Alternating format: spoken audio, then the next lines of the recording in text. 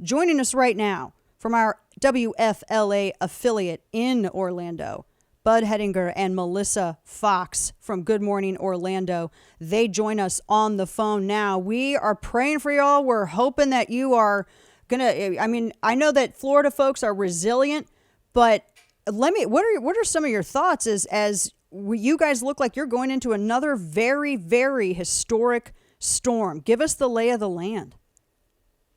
Well, Dana, it's wonderful to have the opportunity to be with you here, and we're proud to present your show when we're not doing wall-to-wall storm coverage weekday nights from 7 until 10. I can say this, that it's far worse now where the storm is down in the southwest tip of the state, right around Sanibel Island, with the eye wall coming on shore with 150-mile-an-hour sustained winds. I mean, you'd never know that we're in for a rough go here because we do have light to moderate periods of rain, and we do have,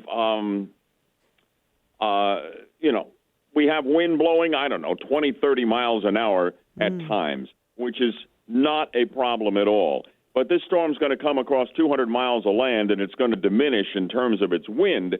But the problem here is, Dana, I've been around doing weather for a long time and covering storms here in Central Florida for a long time. Nobody's ever talked about what we're forecasting now.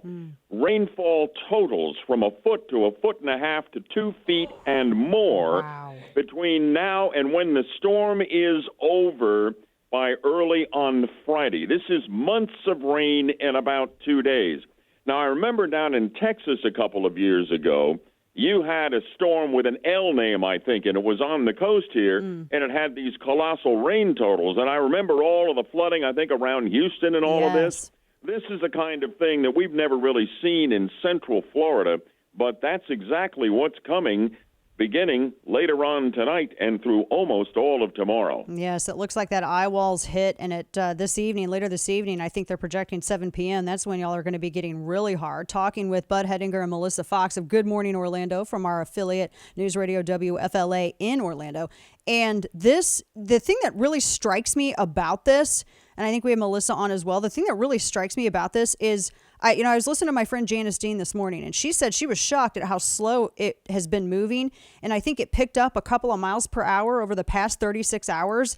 That's a scary thing when you see a storm or hurricane or any kind of system hover. And I'm looking at the Ventusky map. It looks like it's hovering in the same area for the next 10 hours. What can you tell us about that? Yeah, that's pretty much what you're right on there. It looks like it's going to slow down and just kind of dump on us for a while. But then again, with hurricanes, as Bud was just saying, you never really know until it's happening how it's going to go, if it's going to turn. We're looking at possible 2 impacts on both sides of the state. It's already kicking some serious water up. And I don't know if you saw on Twitter, we were talking about it before we came on with you, but the Bay Boulevard, the water has... what was Tampa. It? Yeah, Tampa. What was it like? It looks like it's almost 3/4 of a mile. The water has pulled out. They call it reverse... storm surge. Yeah, reverse storm surge. And incredible. So, yeah, it's just... powerful storm. No idea what's really going to happen, and just hope that most folks here are not being lackadaisical and will actually, batten down the hatches because it's go time. Normally, Dana, you and I put on our political hat and we do conservative talk, you know. You do it out of Texas nationwide. I do it here in Central Florida and have for years. One of the things I've really enjoyed watching here is 2 guys who don't like each other very much, President Biden and our Governor Ron DeSantis, bury the hatchet for this storm somewhere other than in each other's backs. That's a great point. And decide to put politics aside and work with each other. And our governor has been giving props to the president for the responsiveness of the White House and the federal government to the needs that we are going to have here in the state of Florida. And it's actually been a breath of fresh air. I know this can't continue, and it shouldn't continue because there are important partisan issues that need to play out. But it's nice to know that politics can be put where they belong, and that's on the shelf for an event like this. And I'm sure that makes the everybody in Florida happy. We're talking with Bud Hedinger and Melissa Fox. Good Morning Orlando, News Radio WFLA. One other quick question for you here, because I know that you are all covering this, and I want to make sure that you're still able to get there and talk to Floridians and let them know what's up. Sanibel Island and Captiva, some of the water projections that I'm seeing, I got to say, are you're pretty. That's pretty frightening. Some of the meteorologists are saying they could be underwater when all is said and done. What are your thoughts on that? Because you all have weathered this stuff before, and I know sometimes projections from people who have not weathered this in Florida or who are not as familiar with the weather systems as you are there. Sometimes it's a little over the top, but how realistic is something like that? Well, I think it's very realistic right now for a lot of folks who thought such a thing could never quite happen. But in the area of Captiva and Sanibel Island, and I vacationed down there. I mean, it's Beautiful 200 miles area. to the southwest of us, Dana. It is. We're up here in the heart of Central Florida, protected by being inland.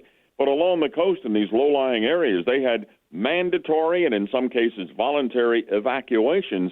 And folks who did not heed that and get out are in enormous peril.